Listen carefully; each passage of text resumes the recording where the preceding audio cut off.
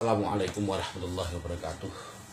Marilah kita buka dengan surat Fatihah. Semoga ilmu kita walau sedikit diridhoi oleh Allah, diberkahi oleh Allah, manfaat. Amin Allahumma amin. Sirri asraril Fatihah.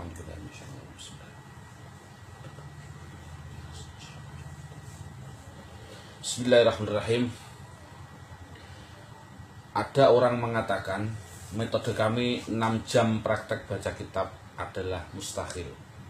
Alasannya apa? Dia menerangkan bahwasannya menerangkan pada muridnya namanya bina. Bina, terangkan muridnya itu minimal bina katanya sampai 3 bulan. Murid baru paham. Subhanallah. Insya Allah enggak. Bina bukan sampai 3 bulan. Cukup maksimal adalah mungkin 13 menit. Insya Allah. Bagaimana anak kelas sanawiyah kelas 1, insya Allah bina cukup 13 menit. Insya Allah apal plus paham dengan ridha Allah, dengan izin Allah SWT. Marilah kita coba metode ini menerangkan bina pada murid. Jadi metode ini adalah metode transfer pada murid. Betul nggak seperti itu? Bismillahirrahmanirrahim. Bina ada 7. Satu ada namanya bina soheh, ada namanya bina mu'tal. Soheh adalah sehat, mu'tal adalah sakit. Sering kami terangkan sebelum menerangkan soheh dan mu'tal, huruf hijaiyah yang jumlahnya 28 itu dibagi 2. Ada yang soheh, ada yang ilat. Soheh itu artinya sehat, saya sama dengan atas. Ilat adalah sakit.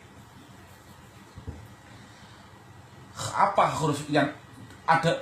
Huruf yang sakit itu jumlahnya hanya 3. Huruf yang sehat jumlahnya adalah 25. Apa 3 tadi? 3 tadi kalau saya dulu di Pondok Sarang Rembang, Pak guru saya mengatakan huruf ilat ada 3. Wawu, alif, ya.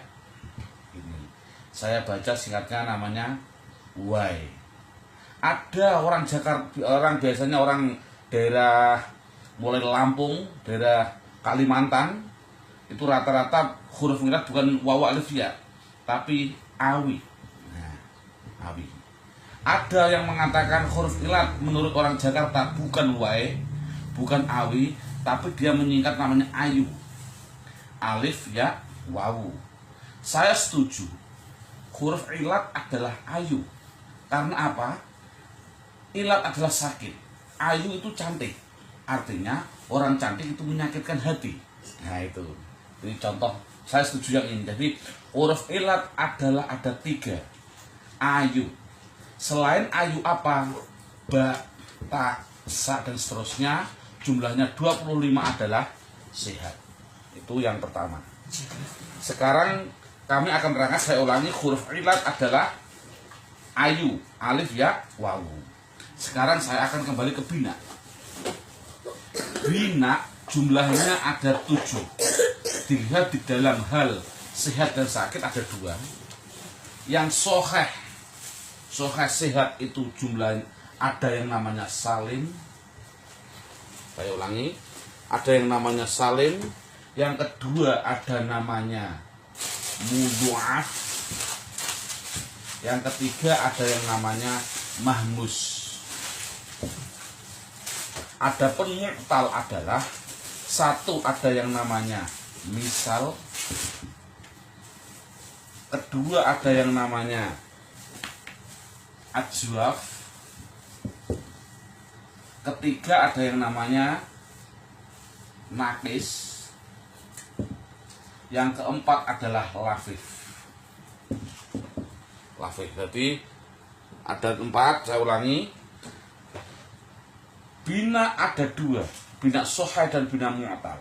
Soheh dibagi 3, salim, mudhu'af, mahmus. Mu'tal ada 4, misal, ajwaf, nakis, lafif. Sekarang kita terjemah satu persatu.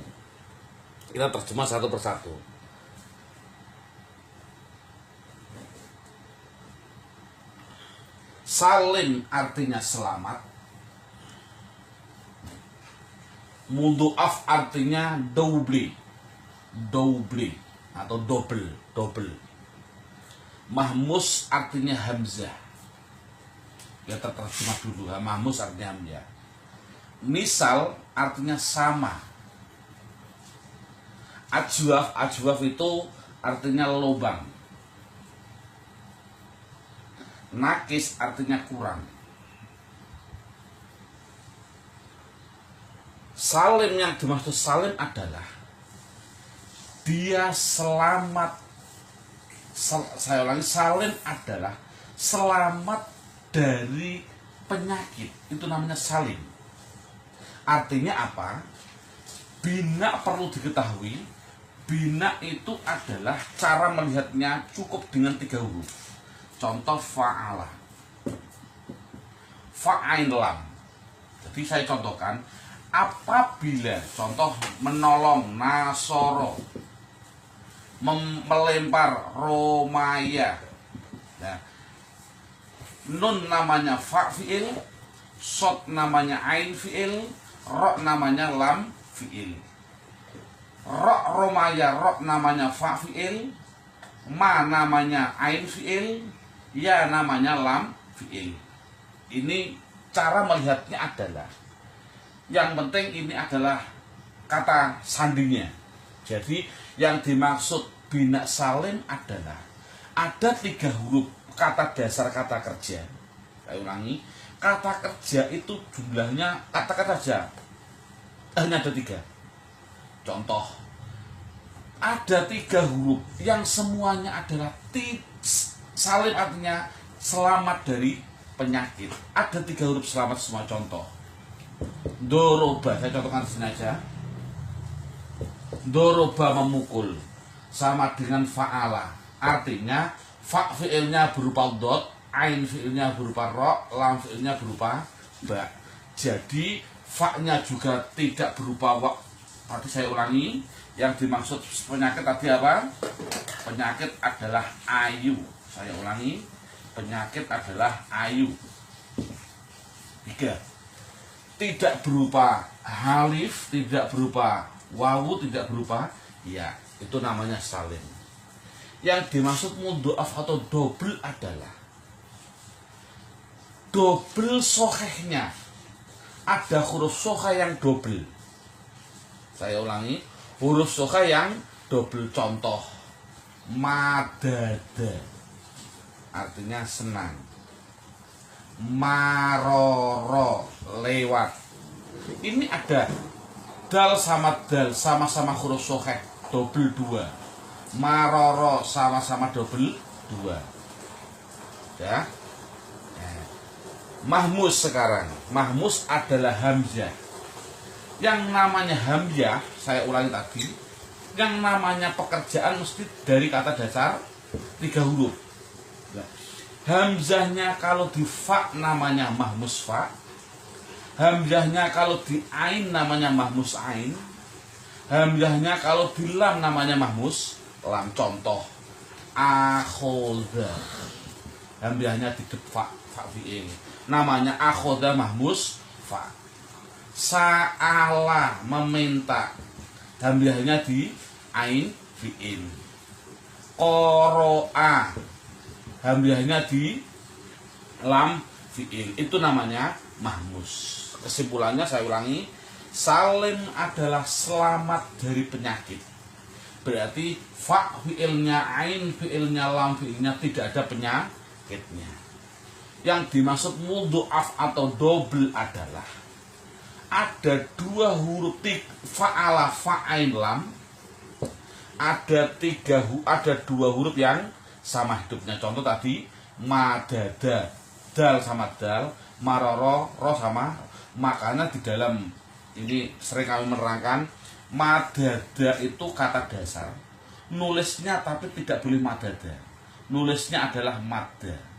Bagaimana kok menulisnya madda? Lihat teori kehidupan. Madada apabila ada 2 huruf hidup yang sama-sama. Ini ibaratnya orang hidup, filosof orang hidup. Nah, untuk bilang dari ini, ada dua orang yang sama-sama kaya, padahal saudara kandung, dia itu nanti bertengkar. Nah, untuk bilang mendalik, dia bertengkar karena sama bersaingnya.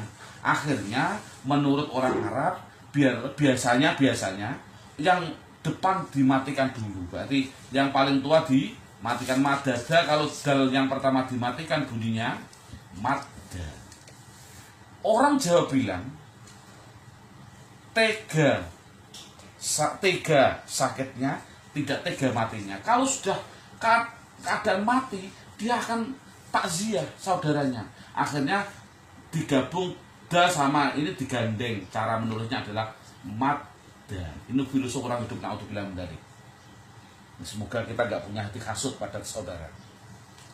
Kesimpulannya pada bina pertama adalah, saya ulangi, salim adalah selamat dari penyakit. Fa fi'ilnya, ain fi'ilnya, lam fi'ilnya selamat dari penyakit. Mudhoaf double adalah double huruf sohehnya, dada roro. Mahmus adalah hamzah. Artinya fa fi'il ada hamzah di fa namanya mahmus fa, ada di ain fi'il namanya mahmus ain, di lam fi'il namanya mahmus lam. Itu pertama. Ya, sekarang tak menerangkan yang mu'tal.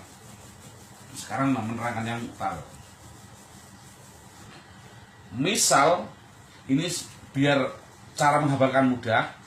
Misal adalah misal itu artinya sama. Saya ambil mimnya,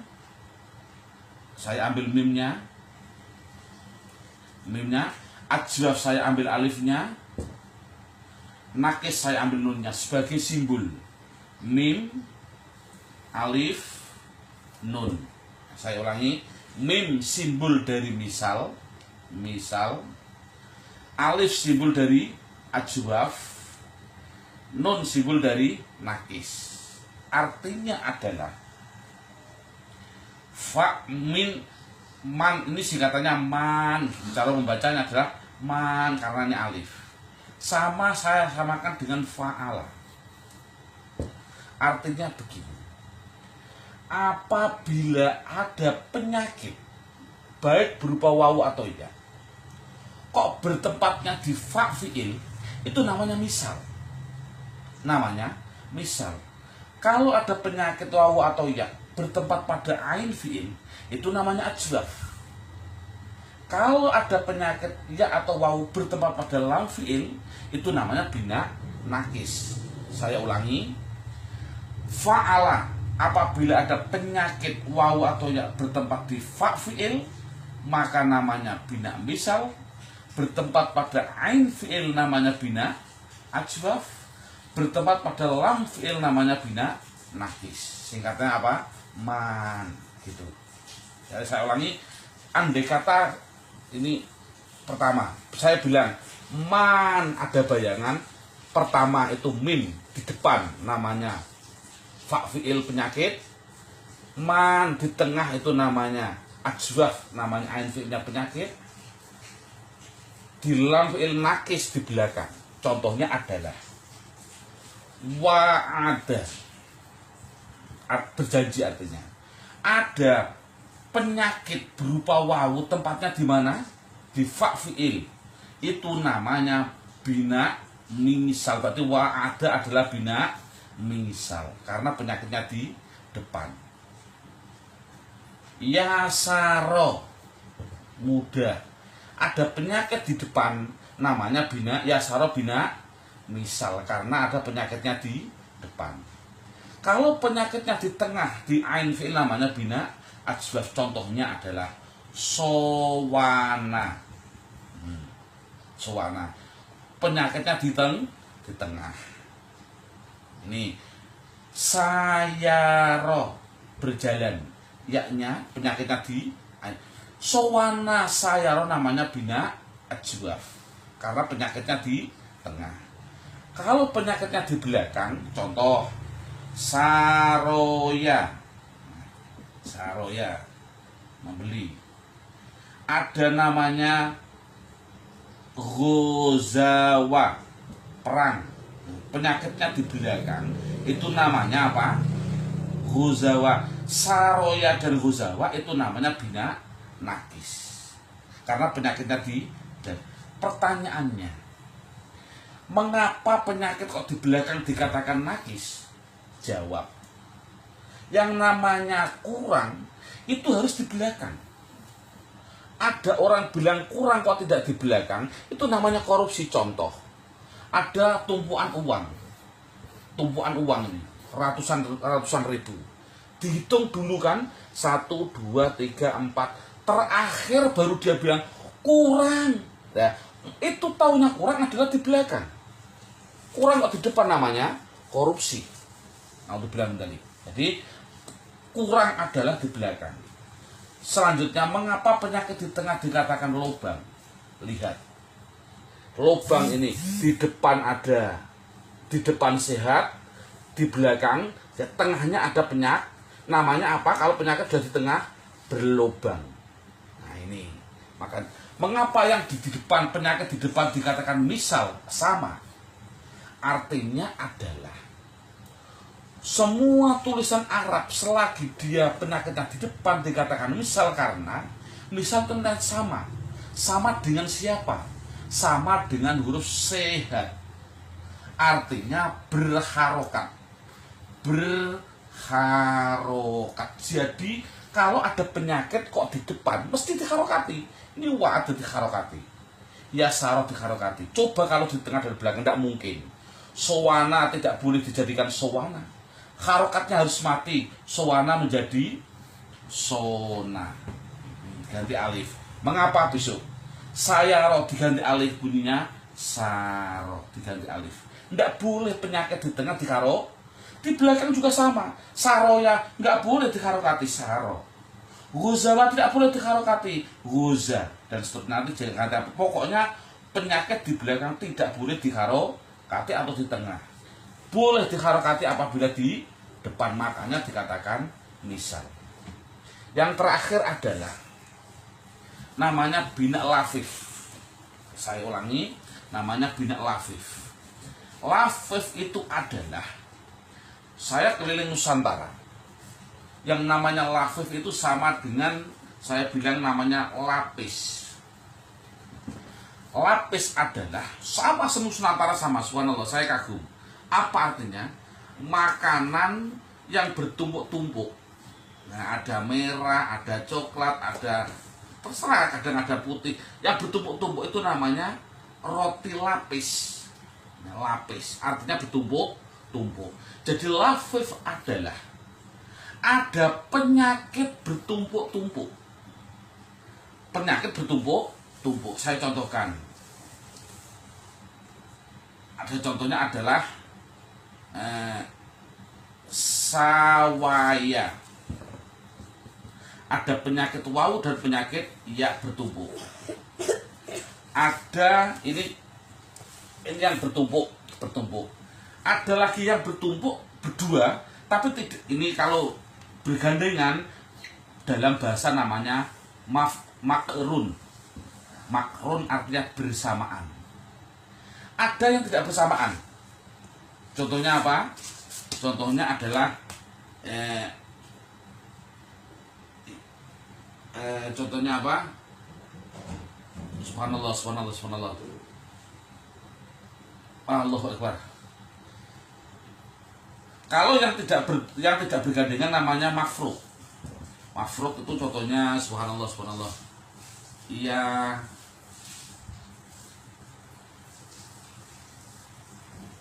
Subhanallah, sekali lagi mohon maaf saya lupa. Subhanallah, belum persiapan. Dalam buku saya saya lihatkan ini. Nah, bina. Oh, ini ada namanya bina, fi'il bina. Yang mafrud saya contohkan di sini biar jelas sama. Nah, makrun contohnya, mafrud contohnya apa ini? Wakoya. Nah, ini wakoya.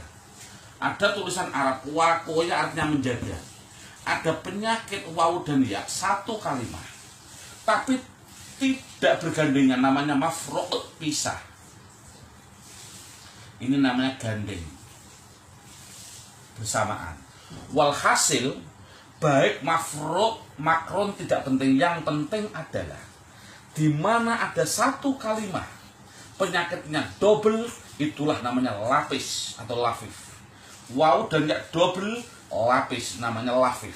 Jadi kesimpulannya adalah, saya ulangi, bina ada 7. Saya ulangi, mohon maaf, ayo kita hafalkan. Saya bilang 13 menit insya Allah hafal.